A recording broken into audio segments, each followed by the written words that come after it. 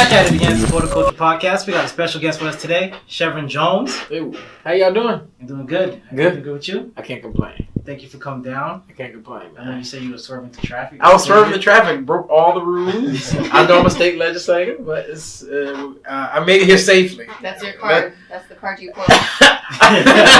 Probably not. Use that to get out? No, because it probably will get me a ticket faster than you think. Because I know if you're a police officer, like a police officer's son, you're like, oh, my dad's a police officer, they let you off. You've done that before? Well, my friend had. Then I was Yeah. in the car. Let me get his badge. I'm just saying. But if you work, I guess you work for the government, then. No.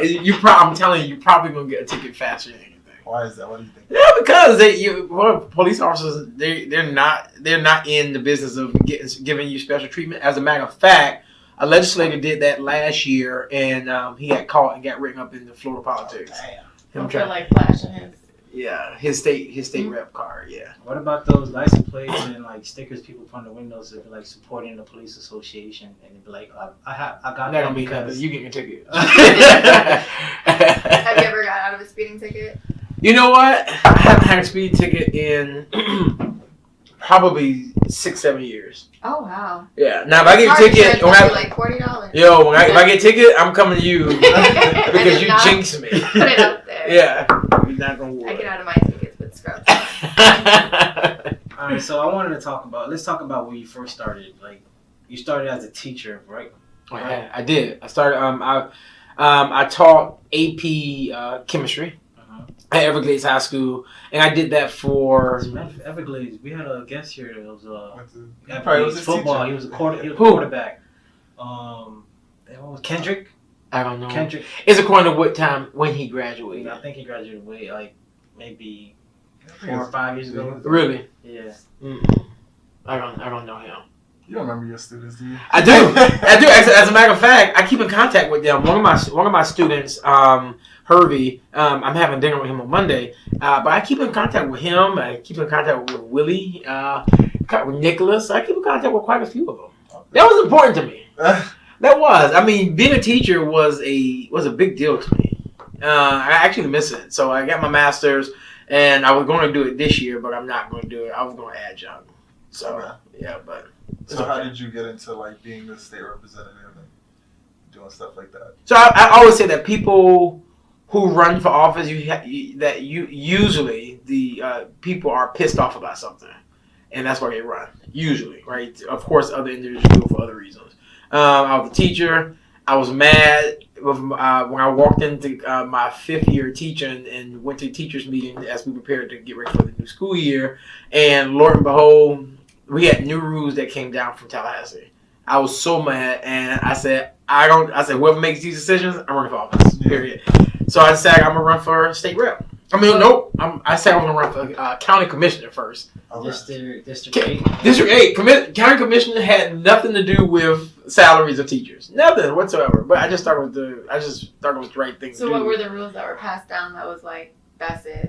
Well, at that year, it was totally dealing with the new standards and us having to follow the standards and keeping kids on track based on the standards that we were following. I mean, based on the standards. And I didn't think that was real because it made me as a teacher lose educational freedom to where if you, the student, don't understand the concept, according to the standard, I have to move on although you don't understand it because I need to make sure that you can pass the test at the end. And that's when we were really teaching to the test back in the days. Okay. Yeah. Is that like the no student left behind or? No student left behind left everybody behind. It did. I mean, we created this. We were trying to, I think, create this system to where the nation moved at the same pace that when children came out of high school, that they all went to college no matter where they went, and they were all at a certain particular level, at least on the playing field. But it wasn't real because all students learn different. I feel like Florida's curriculum is so different from like up north and like up north, like because I have family that live up north in like, New York and stuff. They're more advanced than I was, and I lived in Florida. My dad would be so mad at me. They're like pitting me against my cousins. Why does she know this and you? I'm like, this is what they're teaching us. Like, I can't. I felt like they're more advanced than we are, and I don't know what they're doing up there that we're not, but they're way smarter. I'm sorry. Also, my girlfriend went to school in New York. She was born in New York. Yeah. And she was talking about all the time how they teach more about Black history there in New York than down here. Yeah, I mean, so there it's on the books that we are allowed, that school districts are allowed to teach about Black history, but it's not mandatory. It's not in the books to where it has to be taught. It's an option. So that's why you see in schools where kids can take African American studies because it's an option. It didn't do anything, right? I think I didn't even have that option. Yeah, I mean, I know at American we had an option to be able to do it, but yeah, they haven't given the leverage that they have. So that I believe that they should have. Personally, I think that Black history is American history, and you cannot separate the two. When you talk about this, and so when people try to maneuver themselves around the fact of us having the conversation about real Black history, no, slavery wasn't the only thing. Yeah, they tiptoe around. They tiptoe around it. I mean, of course, slavery wasn't the only thing. The civil rights like wasn't the paragraph. whole. Yeah. No, I mean, I get it. You want to talk about our suffrage, but we had some individuals who were some real badasses. I don't think they want you to know. Right, they don't. They don't want to talk about the positive. No, I mean they mention Frederick Douglass as just this abolitionist, right? But not realizing that he was also a great writer, right? And so I just think that they're constantly talking about them freeing us out of this place of bondage, right? But not talking about, where were we successful at? Where are those places where we can show that Black boy, oh, you know what? Not only did he free slaves, but this guy also, he was very studious and very, very intentional about making sure his people learned. How did you feel about the FCAT? Because I know a lot of people have different perspectives of standardized testing.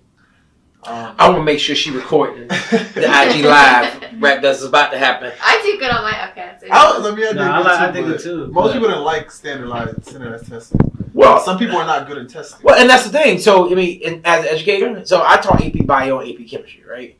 And it is not real to even get to a place to where you think every child learns the same way. Because I had some students in my class to where I had to teach them based off from the PowerPoint that they understood that better. Some students understood better based on labs that was done. But everyone learns different, and people have to understand that. Yeah. I suck in math. I absolutely suck in math. I need to know why we're doing this. Why does X, Y equal Z? Why is there letters even involved? And I never really had a good math teacher until I got to college. Yeah. I was just like, okay. Yeah. So I'm not surprisingly I was good at math, and my dad used to force me to read, so I just got good at reading. But the only thing I hate about math is that, if you I'm kind of lazy with that. With those 5-step equations and stuff. After the second step, I'm like, yeah, okay, I'm done. I don't want to do it no more. It's not that I can't do it, I just don't want to. I feel like it's too long. Well, I think, first of all, if you're teaching hard subjects, I believe, personally, if you're teaching a hard subject, first the teacher has to be passionate about it. Because the teacher will walk inside the classroom and he or she is, they show their nonchalant. Students read that in day one.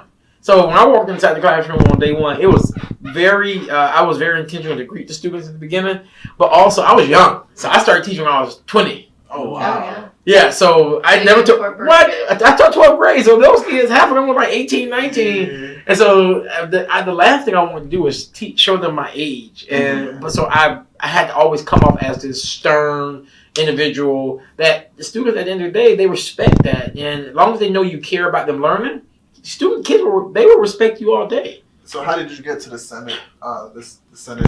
Not yet. I'm glad you're speaking that. I'm running for Senate right now. You're manifesting it. You're manifesting right now in the atmosphere, right? Right. You manifest in the atmosphere.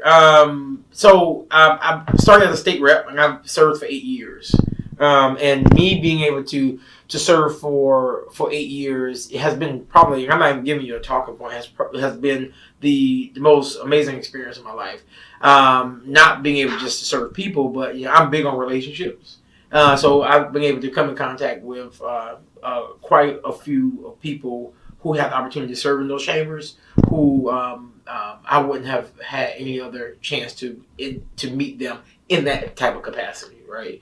And I was happy about that. Also, being able to pass legislation that benefits people. That when I come back home, I can say, you know what, I truly did this for the culture. Sure. Whether it was police body cameras, that I didn't know how I was going to get that passed in year one, but it happened, right?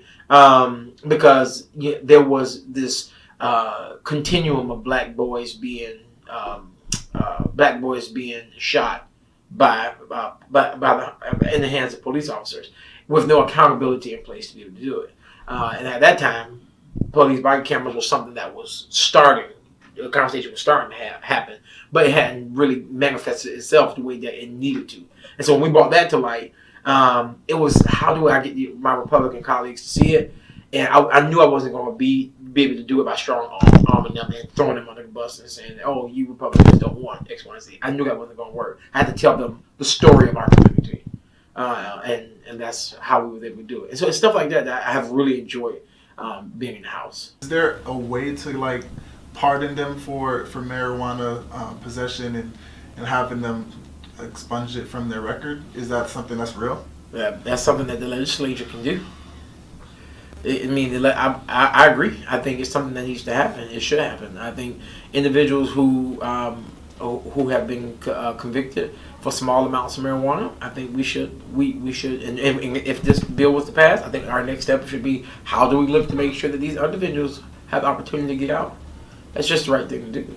You got cities like state attorneys and police departments like, we're not. If you got a small amount, we're gonna confiscate it for you and let you go on your way. You can't be a trunk load of weed. Well, what I want to know is, how real is it? Because I see like Bernie Sanders is like, oh, we're gonna eliminate school debt, and it's like, okay, but how real is that? I'm being honest, it's as real as the people want it to be, right? It's as real as the people want it to be, right? Because at the end of the day, the people are the ones who are going to decide. Who's going to win. And it's whether or not you have Bernie Sanders, you have Elizabeth Warren, we have a great bench of individuals who are running for president. Are you sure of the people? Because the people didn't vote Donald Trump, and Donald Trump won the electoral vote. Well, I think when we talk about election fraud, that's a real issue. But when we talk about, I can get to that, but just to finish your statement, I think the people will be the ultimate deciding factor on whether it's real. Whether or not we are moving into a place to where we have election security, that's something that is different. That they tried to pass the law and they denied it. Right. Right. Well, not only that, the state of Florida has not even entered into the agreement that assure election protection. And it's a sad thing that the Department of State hasn't moved in a direction to making sure that our elections are safe. Our first vote is coming around in March for the primary elections. I wanted to talk about the powers that be. Sure. The people behind the scenes that are really making decisions. Can we do IG Live on this? Yeah. Do IG Live on this one. Because the powers that be, like the people behind really making decisions. Like people like the Rothschild family, like people who owns like percentages of the reserve banks and stuff like that. I'm not really into the conspiracy thing, kind of a little bit, but I've been talking to people and I love things starting to make sense, starting to line up for me. So I'm starting to feel like, is voting really, like, do our vote really count? Because I want to be honest, I did not vote, and I don't think my vote counts. That's why I didn't do it. Really? There's people that, like, our generation feel like that, because how did we all voted and then Donald Trump won that? Yeah. Like, there's rules, I guess, he was able to manipulate. No, they have electoral vote. The electoral. That has nothing to do with us voting. That's what I'm saying. So it's a game. You have to play the game. I guess he beat the game. Yeah. So here's the thing. The one thing that is important and I'm not going to give you all the political answer. I'm going to give you the straightforward answer. That's what I like to hear. Yeah, I'm going to give you a straight answer, because I think that if we get to a place that we become so comfortable that we think that our vote don't count, and that becomes the impetus behind one, and the next person is thinking this, then the next person is thinking it, then you're going to have individuals choosing the direction of our democracy, because people are no longer will be interested within the process. Now, for individuals who say votes don't count, I can show you scenario after scenario where votes were lost by 2 votes,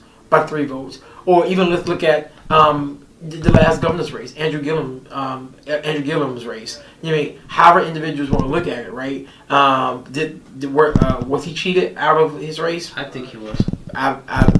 He wanted to recount or something. Right, we wanted to recount, so I will agree with you. But I will say this: I will be very clear in saying that that race could have been won. I think 10,000 other people would have went to go vote. Was it less than 1%?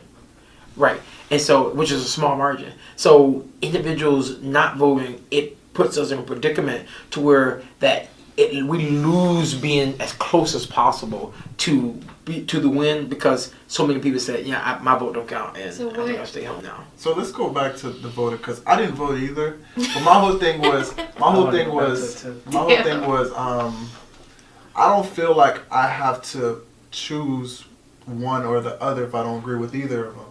That would not be. I don't think that's smart. So I'm gonna say I'm not gonna vote for Donald Trump to do the lesser of. Yeah, I was about to say that. Some people say, "Oh, just pick the lesser of the person because that person does more damage." But if you don't agree with none of them, why should you vote? Period on either one. Well, truth be told, at the end of the day, the person who does not need to be in office, so you voting is voting for them. First, I mean, you look at Trump. And he's in office. Not voting was a vote for him that put him there. I mean, regardless, if like I said, if it doesn't matter, they're both the same boat to you. To me personally, they're in the same boat. So you feel like Hillary and Trump are equal? Not equal as far as the antics. I don't get it too much into politics, but they're not gonna help me and my people and the people I want to see.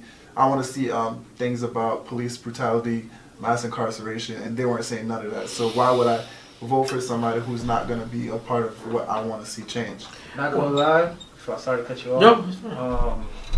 I don't Hillary, well, I won't say her, because people claim that she was really running the White House when Bill was the president. You never know. It's just... And that whole family, they have a lot of scandals going on, in my opinion. Like the whole Epstein thing, I don't know if you heard like the little sheet of rumors going around where they say he killed himself, and they said the Clinton family had information on them, and then the doctor said they found strangle marks on his before a whole bunch of stuff was going around. Yeah. And they had stuff where they were supposed to send donation, a foundation to Haiti, money got lost and stuff like that. Yeah. So when I hear the Clinton family name, it just to me is like it's just another Donald Trump kind of to me. Yeah. Yeah, I mean, I know for a fact there were a lot of whether individuals consider them conspiracy theories or whether they're true, especially with Epstein, which I just personally think that that's with an entire unfortunate situation within itself. They just released. Sorry, put y'all forget. They just released that he signed his will 2 days before he died. I did see that. Yeah. Yeah, I did say I saw that. Which is maybe he knew that that was something that he was going to do. I don't know, right? He knew something was coming, right? Yeah. So, but as far I will say that I just want to go back really quick to the voting aspect and the importance of it. And I just the second part of it is that all politics is local. So even as you move into the presidential, I think that. Yeah, voting for your city commissioners, voting for your county commissioners, voting for your police chiefs or police sheriff. Those things are important because all of that moves up the ladder. Yeah, it triggers to how does that dynamic look in the White House? How does that dynamic look within your legislature or in your House or your Senate? All of that plays a role in it. And if we get to this place to where everyone is like whatever to the process, it will put us in a predicament where we're not truly participating in making the change that we want. And truth be told, I tell people all the time to appreciate the election process. I always tell people to get involved with somebody's campaign that you believe in. But yeah, work along with somebody who you can say, you know what, I can get behind that person, and I can work along with him or her because I like the type of change that they're making. And then that's how you start getting involved in the process and saying, you know what, I need to go a step further. Now I'm about to help us elect a good president or next governor or whatever the case might be, because it's just us being able to put our foot in the game and participate in this thing. I agree with that totally. I feel like we should start getting involved early instead of waiting to the last 3-4 people left, and then we're like, I don't like none of these people. Well, I'm a Democrat, so the Democratic Party has this. They need to make sure that they play a role in this also, and making sure that we are engaging individuals in a way to be a part of this process, especially our young people. 2020 will be decided by millennials. I think a Democrat's going to win, though, because the powers to be, this is all money. I pray that you and the Lord had a good conversation about that. that. I think the Democrat's going to win, and it's going to be somebody like a woman or a gay person. Yeah. And just to make because I Why? feel like Because the way the millennials are market, more because everything's based off the market, is what I'm starting to notice now. Because everything's money involved, like that's how it makes the world goes around, especially in America. Yeah. And based off the market, it just looks like that's the way it's about to go. Yeah. Who are you endorsing for president? Who are you gonna get behind? I've already endorsed Vice President Biden. Oh, so you would want to go with? Yeah. Why do you feel like he would be the best president? So when you look at the dynamics of of how politics is happening right now, it's very divided. Everybody's on their side, right? You got the Democrats standing in their corner, you got Republicans standing in their corner, and everyone's off. We definitely need someone in office who has a clear sign on bringing us as a country together, not just the people who are living within the country, individuals who are making decisions, within Congress. You mean is it Biden? You mean that's who's divided. Is it divided? Yeah, because absolutely. Congress is divided. That's why we're in these constant deadlock situations right now, right? And let me say this: my take on why I support Vice President Biden it takes nothing away from Sanders, Warren, Harris, Buttigieg.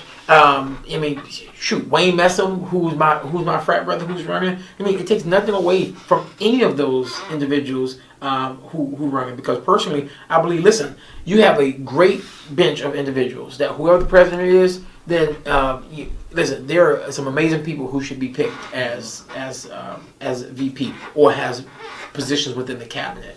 That's just he was my take early on in a way to get it. Do you think there'll be another celebrity president like Kanye West or something like that? I mean, it's gonna become like a social media era in the next 10 years. It's gonna be like 3 times as bad. So it's gonna become a popularity contest, kind of. I'll be honest with you. I mean, millennials right now, I think the ones who are involved in the process, they know what they want, and those individuals who don't know, individuals who don't know, individuals make decisions based off of that. Like sometimes people go in the voting booth and they vote for a person whose name they saw the most, which is dangerous. Do you think an independent will ever win? I believe. I mean, listen, I think the two-party system is. I know some people say it's on life support. I think. Not right now. I think the two-party system is on its course is ending, but it's going to take a long time. We got some time before that even. Somebody told me that the house is not really divided. That's just a front. That behind doors they're laughing about. Oh yeah, we fooled America. Drinking beers and Have smoking. you seen Scandal? Yeah, I did see Scandal. Like if you watch that show, you think like the White House and everything is like a big joke. I don't know. I do know that. That's what he was saying. And he was like, that goes back to the powers that be. Yeah, I mean, I will admit that we fight on the floor. I mean, that's a real thing. Where there are no antics that happen. When the fight happens, the fight happens. Now, do I have Republican friends who I go to dinner with and happy hour and stuff like that? Absolutely. I mean, you're a human being. I disagree with you on your ideology on things, but how does that conversation go? Or do you talk about politics? Absolutely. At dinner, I'd be like, "Yo, what you did on the floor today?" I was like, "I was pretty messed up." Yeah. Have they changed your mind on some things where you were like? Yeah. I mean, sway you? It's not even to sway me, but to bring me to a place to where we have a conversation where I can offer an amendment. And my team know that I do that all the time. Like, I'll talk to the Republicans and say, "Hey, listen, can you look at it from this point of view? I would like to offer an amendment for X, Y, Z." And sometimes they'll take it as a friendly amendment, and sometimes they won't. And what have they changed your opinion about? I'll give you an example. Scooters, right? It's something simple as scooters, right? I had my thoughts on scooters, and I ride them, but I also think that they're dangerous, right? Mm-hmm. And so I offered an amendment in committee to make sure that the scooters are not they're not a hindrance when major storms come here in South Florida. So making sure that they're being collected if we hear that a hurricane warning or tropical storm warning is on the way. Something as simple as that, right? I'm sure there were other aspects, I mean, even on education committee where I offer an amendment for something. So, yeah, it can happen. But you can only do that if you have a relationship. If I'm just throwing bombs, and I come to them with an amendment, they're like, yo, please, have a seat. Right? Right. But if I'm at a place to where we're friends, I can go sit in your office and we can have a conversation and shape something that works for all of us. Do you aspire to be the president at one point in time? I know that's like a... Yeah. I mean, listen, people, when I was younger, people always used to call me Mr. President. That was funny, right? Do I aspire to be president? Man, listen, I am I will say this, that wherever the Lord leads me, that's where I'll head. As of right now, it's a step-by-step thing, and really focusing on saving our people, man. And that's a real issue. You can talk to anyone who works alongside with me. I'm very passionate about people, man. I love people, and I think that we're in a place right now to where people are just looking for somebody who's going to fight for them. Okay. That's what we want. Because look, everybody's championing Jay-Z, but then now they. I know. How do you feel about that? Y'all beating Jay-Z up. I don't know the whole in and outs about it, but I just saved the article last night so I can actually read what happened. But from the gist of it, I think everyone's getting on his case because he's defending Kaepernick. No, he was defending Kaepernick, but now Kaepernick was going against the NFL, and now Jay-Z is meeting with them and partnering up with them. But my whole thing is, I think it's a good thing because now he can not only get a foot into like a huge corporation it's like a conversation. Like the NFL. Like you have to befriend them to change their views. And not even befriend, but he'll never be one of them. But not to say he'll be one of them. Just say he becomes like an owner. So much change he can be able to influence, and he has so much power and so much connections at that point. So.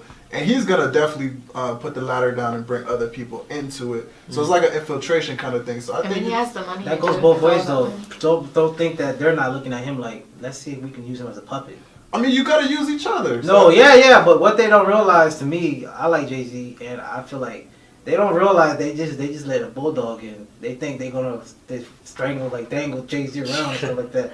Jay-Z's gonna bark back. Yeah, I mean that whole scenario is real. So I personally think that, I mean, just hearing you talk about that, I mean, I think that Jay-Z, if he has a seat at the table, mm-hmm. I think he should definitely use it too. Yeah, that's a good thing. But people are mad because they're mad because they think he's selling out because he told everybody don't perform at the halftime show. He was supporting Kaepernick with the kneeling. So now they're like, so now he's working with the halftime shows. Now he gets to decides what guest comes on and perform at the halftime show. But you were just telling me last year not to perform. I mean,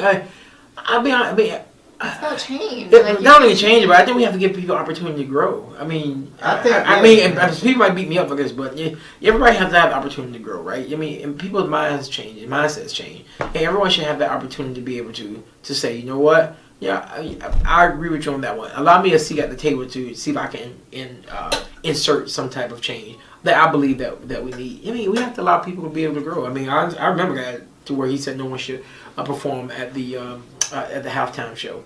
I don't know what change probably has happened in Jason's Yeah, I was about to say. Yeah, I don't know We the don't know deal. the full Yeah, extent they don't of know the whole full story. I don't know what happened behind the And I'm scenes. sure We you'll want do to an say the interview, table. which would be a really good one, just explaining it. Yeah. So let me ask you: Are you single? Single guy? I'm not. I'm not a single guy. I'm in a very committed relationship. Oh, okay. I was Yeah. gonna ask you who your woman crush is. Before we even get there, how hard was it for you to come out gay? Because I know your dad's a pastor. He is a pastor. It was difficult. And you was married. Yeah, what? For how long you was married? I'm married for 4 years. So your wife didn't take it the hard when she found out, because you dated married her for 4 years, and then you said. It didn't go like that. We Robin and I were. It's a full story, right? So when as a kid, when I was 15, between like 11 and 15, it was a long time, about 6-7 years. I was molested. Oh. Yeah. So and for a long time, and that was our first podcast. Yeah, I got molested too. yeah, I was molested, and it was continuous, but I always had this, even prior to, I always had like this thought of what the lifestyle was. And some people think, oh well, this confused it. It didn't confuse it. It put a stain on me. It was because it was difficult. It was a difficult time, right? And as I got older, how I was attaching myself to individuals played a very interesting role in it. I met Robin, she's an amazing person, and we were very best friends. I couldn't tell her that at that time, right? It morphed into, I was very big at that time. I was like, I'll never get married to anyone. I'm like, so I just want to keep swinging and dragging her along. And my dad was a pastor, and because he was a pastor, I just thought that was the right thing to do, because that's what they say. You should get married. Yeah, the community. They look down on that. Yeah, they do. And so I got married, and it wasn't fair to her to continuously lie. So how I did it, I regret the way I left, right? But now, as I look back and after apologizing, because I knew there was no way my life was going to go right until I made it right with her, and so I apologized and started living my truth with the hope that other people would too. But what I don't allow is individuals to box me in to this, right? And use that as the billboard of my life, because there are so much other things that I have been able to do in my life, where and I will continue to fight for equality for everybody, because everyone should be able to love who they want to love. Everyone should be able to worship the God that they want to worship. Everyone should have that freedom to be able to do that. I mean, no one who's watching this or no one who's sitting at this table can be or should be the judge of anyone, because it's just, because if you want to point something out on me, I could just fast enough to point something out on you. Do you still go to church? Absolutely. I am. God doesn't love me any less now. He probably loved me more than anything. And I will say that after me coming out and sharing my story, it has so allowed me to be compassionate to other people. Compassionate to, I don't care who you are. Because no one knows what's going on. No, I'm so compassionate to people's situations, people's issues, whatever it is, because it's the right thing to do. No one should have to try to defend themselves for whatever freedom that somebody's looking for. I don't know what your freedom looks like, right? But I hope that that's whatever your freedom is, that you're not allowing it to bond you and keep you closed in. Okay. And does that affect your work, or does what affect my work? Your sexuality, does that affect your work or anything like that? So it's crazy. I was listening to Congresswoman, I think it was Congresswoman Tlaib, I believe, and she said something that was so true. She said, it's crazy that I usually have to answer questions that someone who doesn't look like me has to answer. Yeah. And I even look at that from my perspective also, because if a heterosexual person was sitting right here, right? Yeah. And this is not towards you. This is just in general. I mean, what would that line? What would that line of questioning look like, right? And so it's my hope that we get to a place to where we're not surprised that a woman is running for president, or we're not surprised that an LGBTQ plus individual is running for president, or a Muslim is running for president. Yeah, I think we should just make sure that we do not box these individuals in and be very clear. It's like, look at these amazing people who are running for president who are just different than I am. That goes back to, we had a topic with a guest, Octavia, and we're talking about how first we have to be open to this topic. You have to. We as a community of color, we can't shy away from this. But the thing is, people don't want to open up to that. They don't want to open up because it creates a conversation that people are scared to have. Exactly. And another thing is, I wasn't really educated on certain things like this too. There's nobody's there to educate us about this, what's going on in the world. So when you see that, it's foreign to you. So it's not normalized in people's everyday lifestyle. Absolutely not. Absolutely. I mean, and at the end of the day, I think we all have a responsibility to make sure that we're treating people like the way you want to be treated. Period. I mean, just because the way you look at someone else, or the person you date, or the person you love is different than the person I love, one, what does that have to do with you? Or from my perspective, what does that have to do with policies that I'm creating? Because to be honest with you, I can guarantee you the people who call our office for help, the last thing that they're asking about is my sexuality. What they want is, can you help me with my Medicaid? My goal is I'm not going to Tallahassee to be your moral compass, right? Or to be your pastor. That's not why I'm going there. I'm going to Tallahassee and I go to Tallahassee to represent everyone, the 17 plus million people, 20 million plus people within the state of Florida. I mean, that's my job, and that's all I want to do. Me putting my life and what I do in my private life on Front Street is not what I'm there for. Okay. Before we get to our segment, I had seen you said that today I seen you tweeted this, I think. Yeah, you tweeted this. Today I was called a nigger, monkey, and I'm told to go back where I came from. I remember that. All for asking unity in our city. Yeah. So who called you that? Like, explain. It was I was out protesting with a group of organizations. Black Lives Matter movement was out there. Florida New Majority. There were a lot of people that were out there, and that was in Hollywood when we were fighting for the renaming of the signs that were named after Confederate generals. Oh, so we're changing that. Yep. Yeah, and we change that. Yep. That's in Florida? In Hollywood. They got a lot of stuff. Confederate? Oh, absolutely. They had Forest Street, Hood Street. They had all these streets, and so we fought to change those names. And the Redskins football team. Mm-hmm. That's racist too. Yeah. Name. Yeah, it happened. We changed it, and we were outside, and it got heated, and the guy was like, my staff was there, so she heard it. So they're like, you stupid and why don't you monkey, why don't you go back to where you came from? And it took me aback for a few minutes because I'm like, this is 2018. Like, are we really still That's crazy having these type of interactions in 2018? I feel, because I'm 28, so when I went to middle school and high school, I don't remember it being so violent.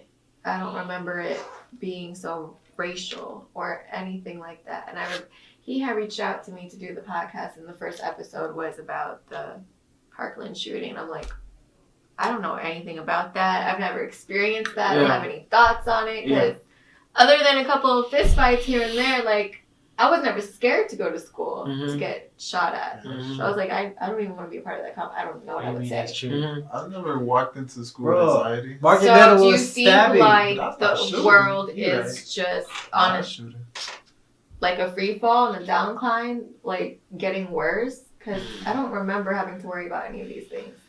So I think democracy is being tested right now. I think our country is being tested right now. And the real question is, one, are we watching and listening to what's happening? Obviously we are, because you recognize that. But then the third thing is, what are we going to do about it? Are we going to just sit back? Do we sit back and just allow this type of stuff to happen to where individuals were trying to take us back into a time where our ancestors fought hard as hell to get us out of? It's a question that we have to ask ourselves. And I apologize. I refuse. I'll go down fighting. I refuse to sit back and watch our country go back into a place to where I know that there were people who fought for us with the hopes that they got a head start in pushing us along to be the real champions in the end, right? I think our country is much further than we were, and we need to continue to check. We took a step. You think we took a step back? Oh, I think we took a lot of steps back. I think we're trying to avoid going back. I think there's an avoidance that's happening for us to go back, and I think that's where the resistance is coming from.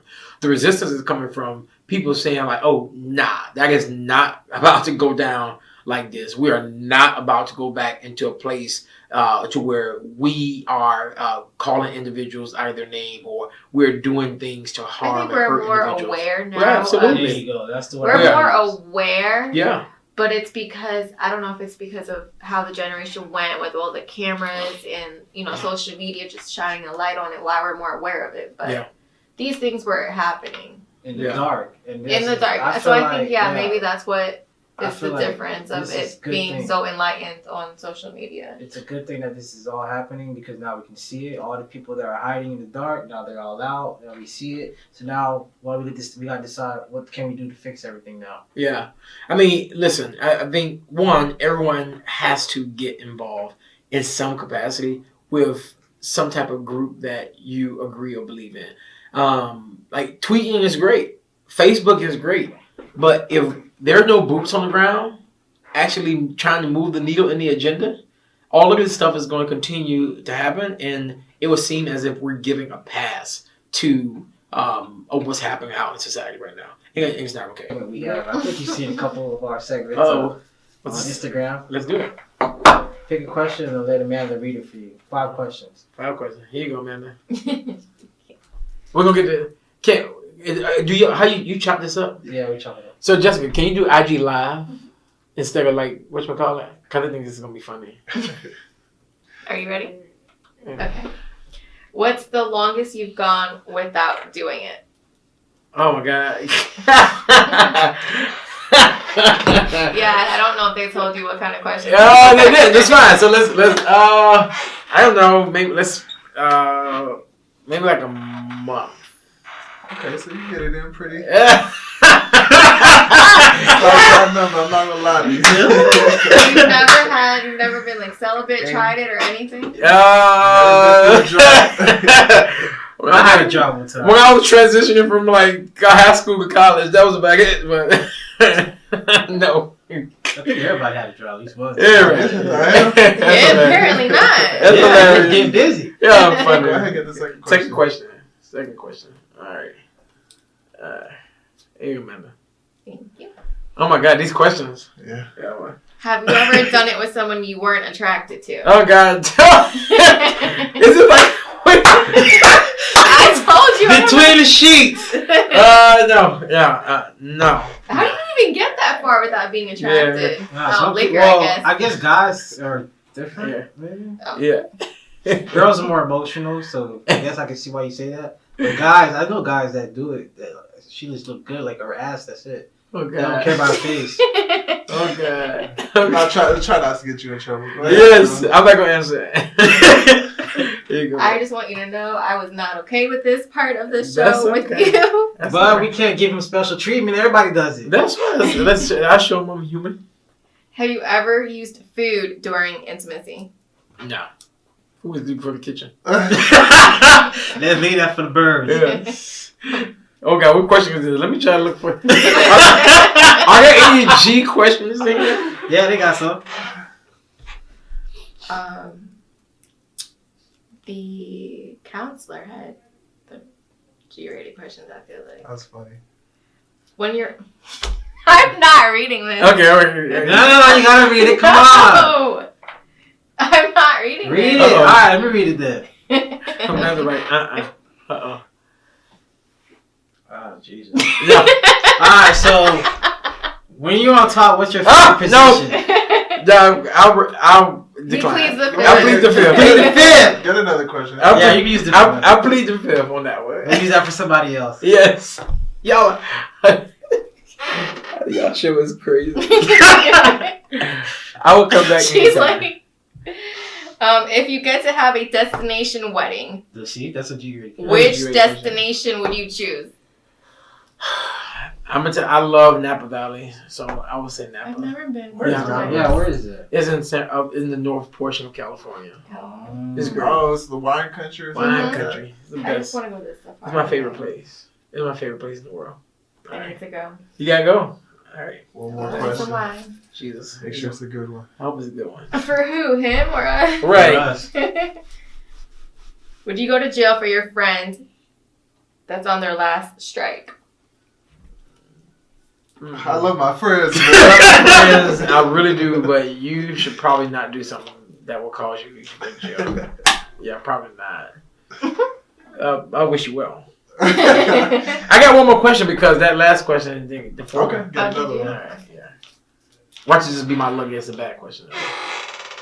You're gonna have to answer this one if it is. Oh, see, because I asked for it, right? Yeah. Is there a sexy scene from a movie that you want to recreate? Ooh. A sexy scene.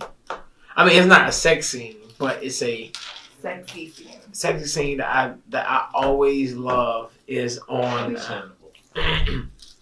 I'm old school, so I like this.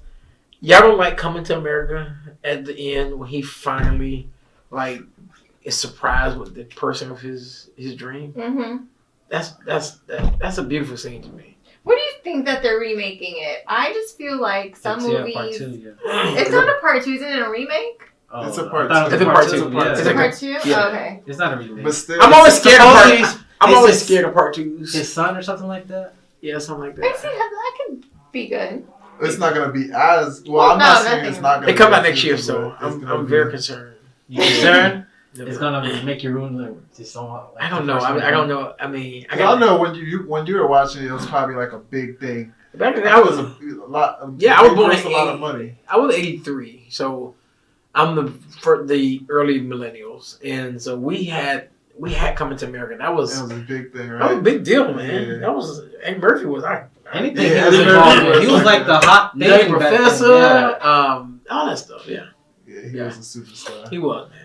Okay. Well, thank you Alright. Thank you. Coming by. Let's have a moral, like the whole moral, the voting thing. So yeah, where can everybody support your movement? I know you want to get into office, and where can everybody help you out and be? So one, they can follow the work that we're currently doing on Facebook, Instagram, and Twitter. That we're about to go back into session. My name's over all my social networks is Shevrin Jones, and they can, as far as supporting us for Senate, www.chevronjones.com is our website, and we're asking individuals to get involved with our campaign in more ways than one. Not just donating, if you choose to donate, but donate your time, your talent, and your feet.